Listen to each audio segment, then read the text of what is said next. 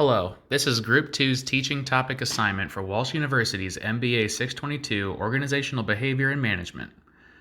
Group 2 consists of Kyle Dillon, Don Dixon, Abraham Rodriguez, and Cathy Wiggs. Today, we will be presenting on the topic of introversion. Not only will we discuss what it means to be an introvert, but what challenges and benefits are inherent and how introverts behave in a professional setting. We will also provide tips on how introverts can become successful in leadership.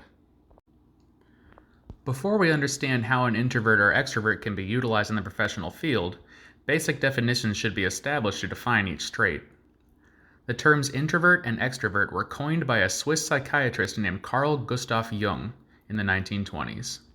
He explained that these terms can be used to define the attitudes that people exhibit to direct or gain energy in their surrounding social environment. Though the terms define opposite traits, an introvert can still exhibit extroverted behavior and vice versa. A person does, however, expel more energy when operating outside of their preference. So there are several common traits attributed to both introverts and extroverts that help define their group. Carol Lee helped flesh out Carl Jung's ideas in her article, The Value of Introverts in the Workplace. Introverts are characterized as being quiet, reserved, and well organized, making them good performers in their organizations. They have honed analytical abilities and are able to self-regulate through internal reflection. Introverts also have increased listening proficiency when compared to extroverts. When fatigue sets in, Lee writes, introverts seek quiet environments with low external stimulation. They drain less quickly when alone, or in small groups or one-on-one connections. Extroverts exist on the other side of the spectrum. Carol Lee characterizes extroverts as outgoing and social as they seek out external stimuli. They tend to be highly opinionated and don't hesitate to share. Extroverts thrive in team settings due to their group-oriented mindset. Because of their outward drive, extroverts can exhibit dominant personalities and can act spontaneous. Extroverts do not drain in social settings, but do well where there are many others. They seek social interaction and attention for energy. Here is a short animation by Sprouts, a group that creates animated videos on education, science, and critical thinking. Here they expand on the properties of each definition. In the 1960s, the psychologist Hans Eysenck added to Carl Jung's ideas. He argued that the main difference between introverts and extroverts lies in the way they gain and recharge their mental energy. By nature, introverted people have a higher level of brain activity and therefore feel a greater need to shield themselves from external stimuli. By withdrawing themselves, they gain mental energy. The neuronal activity of extroverts is lower. They overcome this lack by exposing themselves to external stimulation. This charges their inner batteries. To illustrate the difference, let's compare two imaginary children. Jay is extroverted. He loves to be surrounded by classmates. He enjoys being the center of attention and loves to talk to his buddies about all kinds of stuff. He organizes football games with strangers and right after is open to playing ping pong with someone else. By seeking social stimuli, he gains mental energy. Anne is introverted. As others play around in the park, she often enjoys sitting alone watching. At home, she plants herbs in the garden all by herself. She slowly becomes a real expert in this field, but that's her secret. To recharge her batteries, Anne needs peace and quiet time. Introverts are not necessarily shy, even if it appears they like to walk away from small talk. Anne, in fact, is not shy at all. She is not afraid to talk to anyone, not even seniors. When too many people are around and the conversations become superficial or confusing, she gets super tired. Her strategy is to fade out and go inside herself to recharge through silence. Jay loves to have many people around him. To jump from one conversation to the next stimulates him.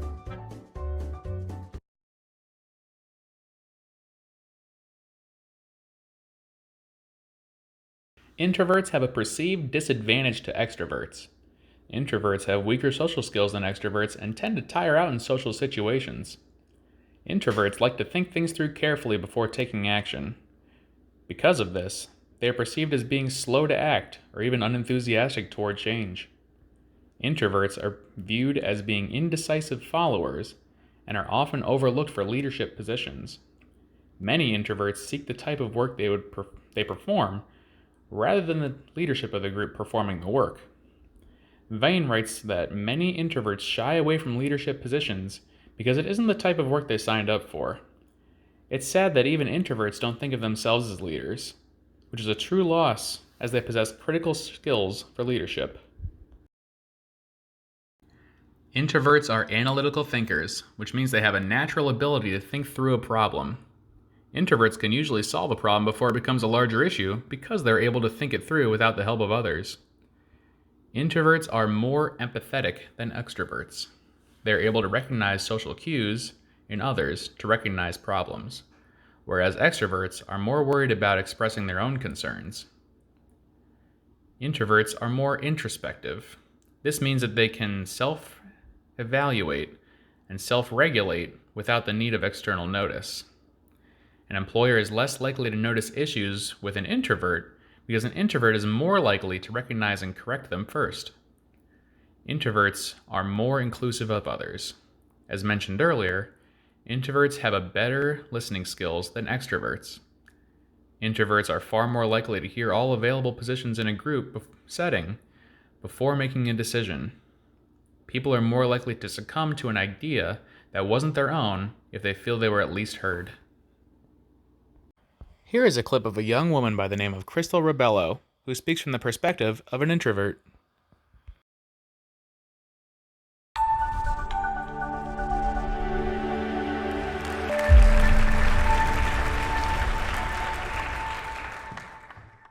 I'm here today trying to be something I'm not, which is something I've been trying to do for 2 years now.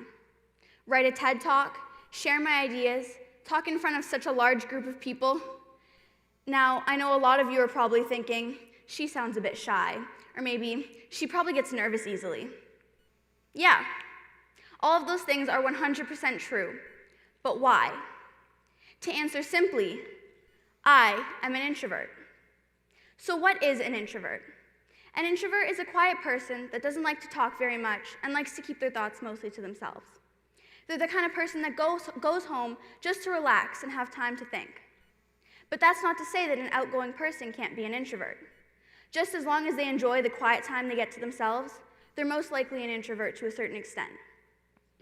So the main thing I want to address in this talk is that there's nothing wrong with being an introvert.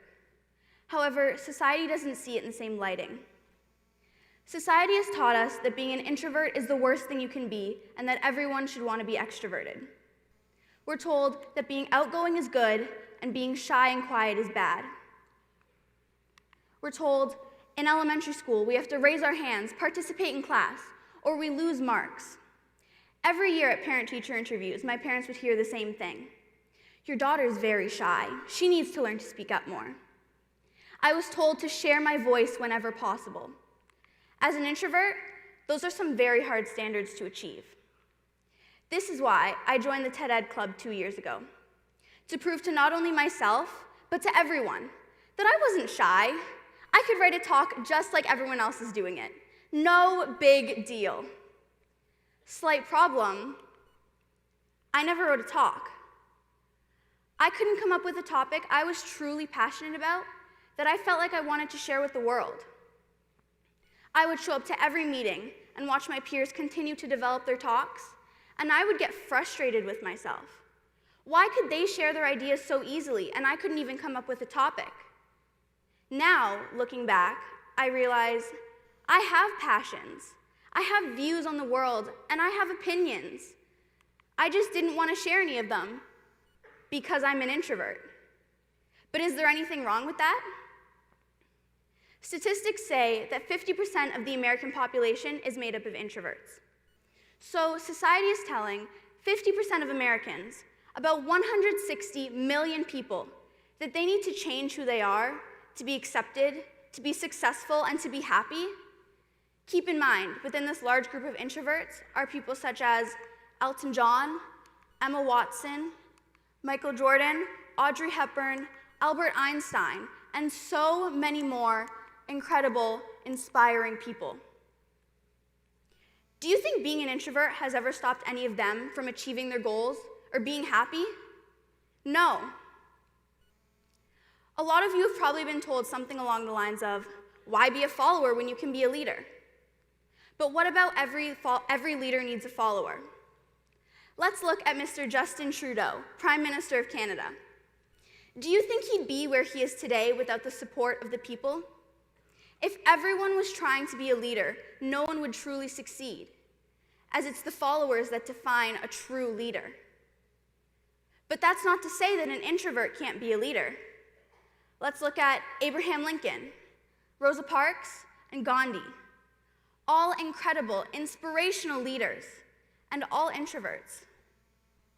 In a business setting, the CEO of a company will look at an introvert and say, if they're not going to share their ideas, they're useless to me. Well, guess what? These companies are missing out. Introverts are known to be versatile, responsible, work well in small groups, and individually. So being an introvert has no effect on how happy or how successful you're going to be as long as you see it in the right lighting. If you see yourself as an introvert and think it's the worst thing in the world, you're never going to be truly happy with yourself, and you're going to constantly try to change to conform to society. But if you accept yourself as an introvert and you're happy, there's nothing in the way of you achieving your goals and getting what you want. All in all, there's absolutely nothing wrong with being an introvert. No matter what society may say, you don't need to change who you are, because being an introvert's great. Before I leave, I want to end with a quote from the book Quiet: The Power of Introverts in a World That Can't Stop Talking by Susan Cain. The secret to life is to put yourself in the right lighting. For some, it's a Broadway spotlight. For others, it's a lamplit desk. So, the next time you see that quiet kid in the back of the class, doesn't participate very much, I want you to think, I wonder what great things they're going to come up with next. Thank you.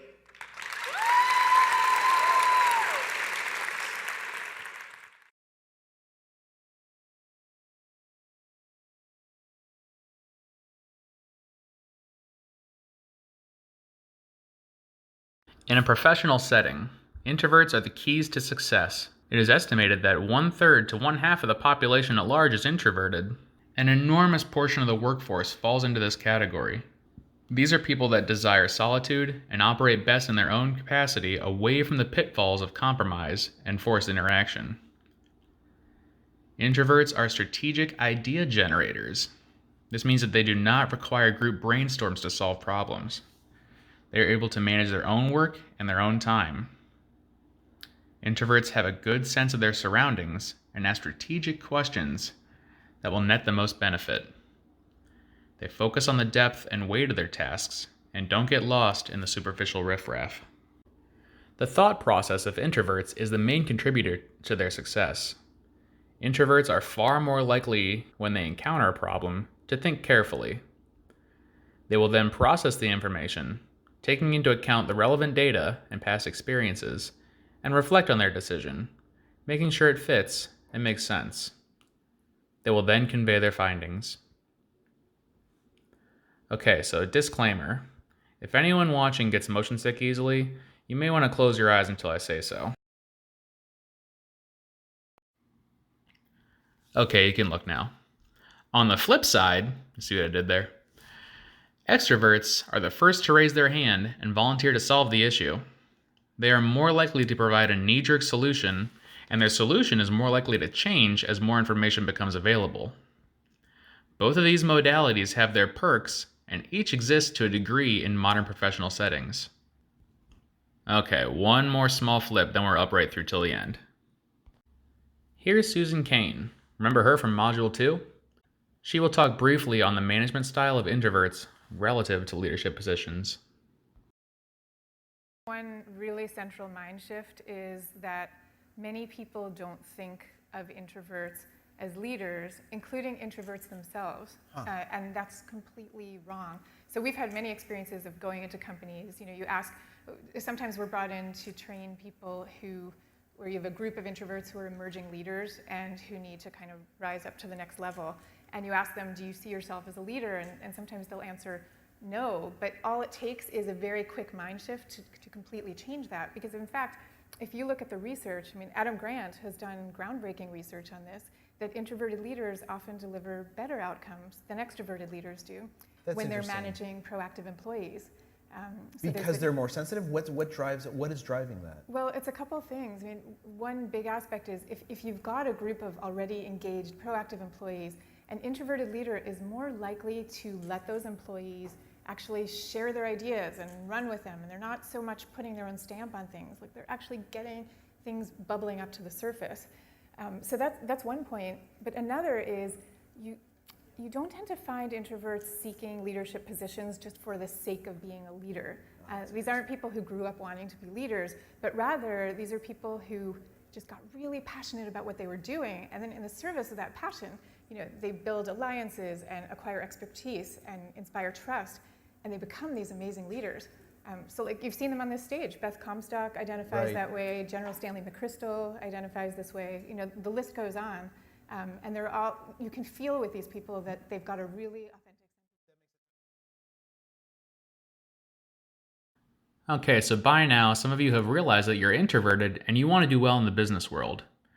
You want to be considered for leadership positions, and you want some advice on how to go about this. Well, you're in luck, because we have 6 tips to help you do well. In American business culture, introverts are not seen as traditional leaders. This is mainly attributed to their reclusive nature. The natural best way to get noticed is to voice your ideas. No one can read your mind. Courtney Vane wrote on how to help introverts be more noticed, and she says the first and foremost important thing is to speak up. Introverts need to try to self-promote.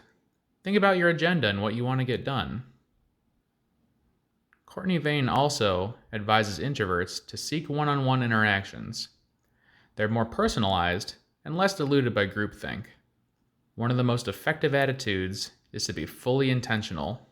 Tamara Lorizel, a leadership coach, suggests that introverts should explicitly state what they are passionate about and acknowledge what they support. Vane also suggests seeking out a mentor or an advocate. This can give the introvert a support system in case they have trouble communicating in group settings. Lastly, be sure to take time to re-energize. All this social interaction and leadership can be draining. Try to find some downtime to help recharge. We leave you now with another clip of Susan Cain, offering her own advice for introverts. Take this knowledge and use it to appreciate the introverted workers around you. One day, use it to structure your work environment.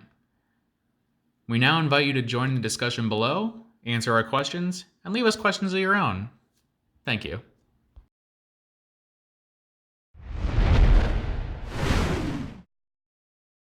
People often think when you talk about introverts that you're talking about some very marginal segment of the human population, but it's really not that. Introverts make up 1/3 to 1/2 of the population, and we know from management research that most of these people, when groomed to become leaders, they actually do very well at it, but most of them are passed over for leadership positions. So that's just this colossal waste of human talent.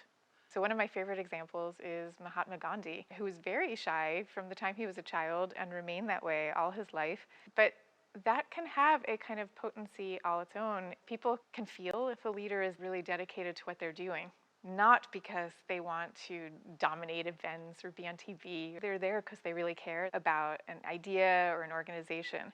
And then in the service of that passion, they end up ascending to these leadership roles. And in fact, there was this really interesting study of leaders that found that so-called charismatic CEOs are paid more by their companies, but don't deliver better results. What I hear from introverts in meetings often is, by the time I thought of the thing I wanted to say, the meeting was over. If you're an introvert in the workplace, here are 3 things you can do.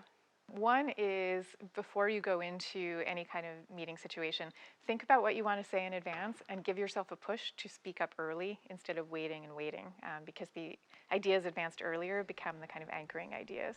Second, if you feel that you're being held back by a kind of apprehension of public speaking or just a disinclination to put yourself out there, you need to practice that area of discomfort, and you need to do it away from the office, in a place where the stakes are very low. And you want to keep repeating it in small, bite-sized chunks until it doesn't scare you or until it's not uncomfortable for you. Third is to seek out positions that you might not otherwise have been doing. Give yourself that push to do it, and sit down with a trusted mentor or boss or whoever it is and let them know what your ambitions are. Because very often there's a misperception that someone who's quiet is necessarily less ambitious. And in fact, those two traits have nothing to do with each other. But until you let the people around you know where it is you're hoping to go, they won't be able to help you get there. If you look at some of the best performing companies, what you often find is introverts and extroverts who are working together really well. So one of my favorite examples is Mark Zuckerberg and Sheryl Sandberg at Facebook. Zuckerberg, famously introverted CEO, brings in Sheryl Sandberg, very extroverted COO, and together they're greater than the sum of their two parts. So what we really need is to get introverts and extroverts understanding each other better, talking about their differences in a respectful way, and then working together.